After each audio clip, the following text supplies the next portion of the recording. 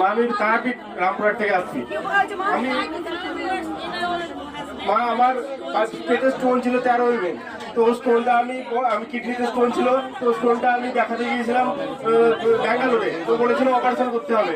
তো মায়ের কাছে আমি গত সপ্তাহে স্টোন কাল বেরিয়ে গেছিল, কালকে বেরিয়ে গেছে, আগের সপ্তাহে এসেছি, কালকে আমার স্টোন বেরিয়ে গেছে 7 দিনের মধ্যে। তো আমি জবা ফুল খেতাম না, সে নারকেল ভাঙলেন সেই দিন এসেছিলাম আমি। 7 দিনের মধ্যে 3-4 বার ভাঙতে হয়েছে। 7 দিনের মধ্যে উপকার পেয়েছি। 4 বার ভাঙলাম।